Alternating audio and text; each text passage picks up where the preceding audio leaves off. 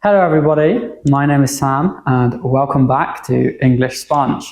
Now, as some of you may know, I am an online English teacher, which means that I spend all day, every day, speaking to people around the world who are trying to learn English. Today, I'm going to be sharing with you guys 3 things that all of my most successful students do when it comes to English. Are you ready to get into the video? Then let's get started.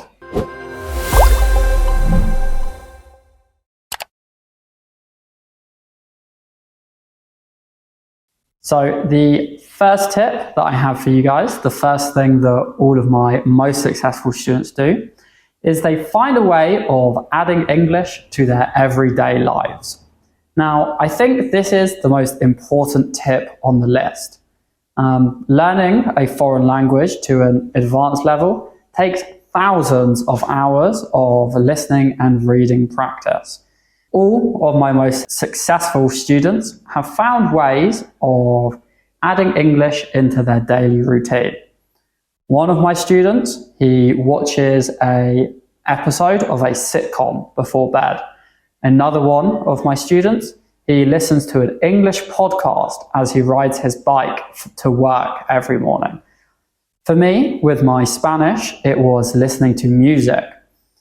On days where I didn't want to study, I couldn't be bothered, I still listened to music, which meant I was in connection with my target language every single day. Finding a way to come into contact with English every single day makes a huge difference in the long run. An extra 20 or 30 minutes of listening practice every day throughout the whole year adds up to a huge difference.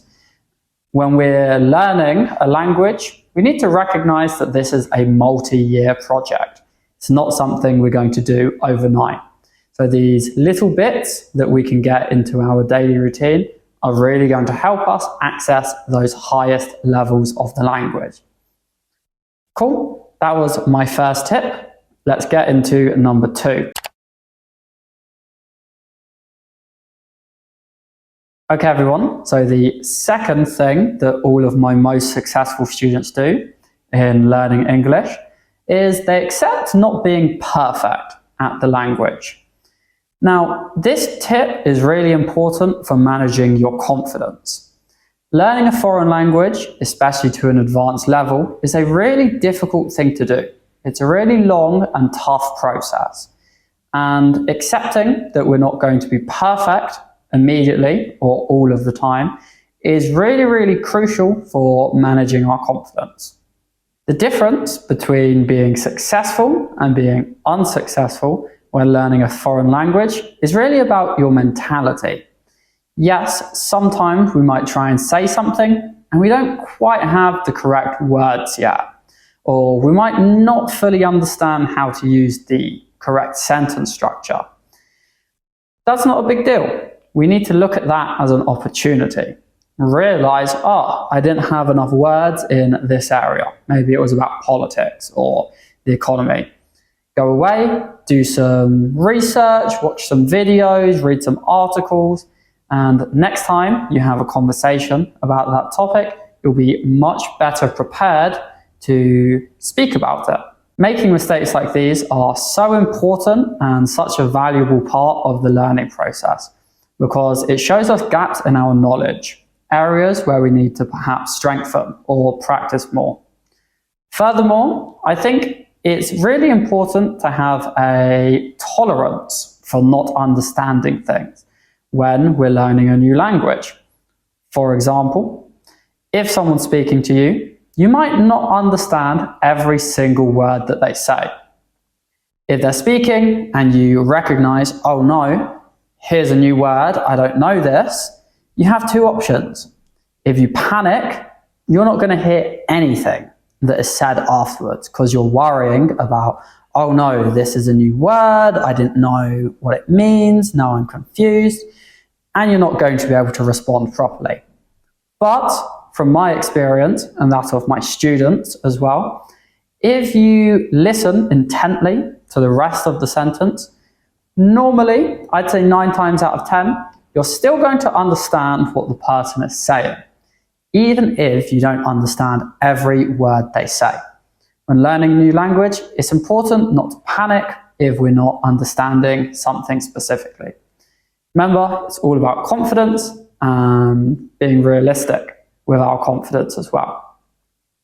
Nice, that was tip number 2. Now let's move into tip number 3. The third thing that all of my most successful students do is that they're very realistic when it comes to language learning. Being realistic when it comes to your progress is super, super important if you want to be successful. As I mentioned before, language learning takes a huge amount of time, a really, really long time. For a little bit of context, it took me about a year to go from absolute beginner in Spanish all the way up to the start of B2. Now, it took me another year and a half to go from B2 to C1 in Spanish. Now, I was doing listening practice for around an hour to 90 minutes every day. So you can see just how big of a sort of time commitment is put into learning a language. When we're learning foreign languages, especially those that are really far away from our native language, we have to realize that this is a lifelong project. Every day that passes, we want to get a little bit better. We get more minutes listening, more words read, and slowly we're going to improve and start reaching these higher levels that we all wish to be at. What I find is often the difference between some of my most successful learners and those who can definitely do a little bit more is it's really important for our actions to match up with our words. Lots of people, myself included sometimes, say we want to learn a language, or they say, we want to have this level in a language, yet the actions that we're doing, the things we're doing in our day-to-day lives are not matching up with it. I have so many students who tell me they want to get fluent, but they never practice outside of class. And I know as well as anyone, that is not going to get you to fluency. If we want to make good and quick progress in a foreign language, I usually recommend between 45 minutes and an hour of listening practice every day.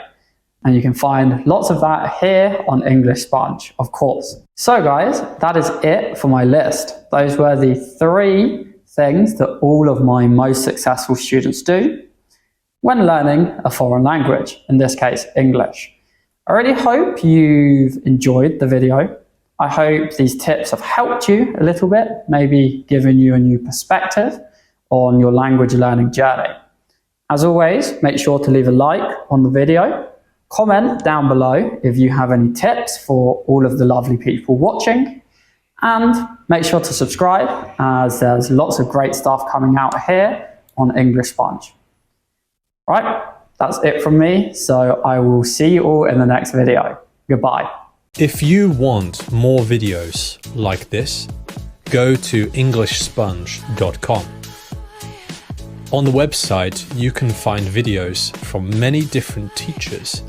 You can choose which level you want.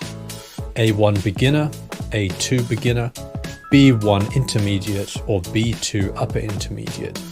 You can choose which accent you want to listen to. American, British, Australian, and also other accents. You can choose which topic you want to listen to. And you can choose which grammar point you want to focus on. The website will track your time, so you can see how many minutes you have listened to comprehensible input today, yesterday, and for the whole month. So go to EnglishSponge.com. The link is in the description of the video.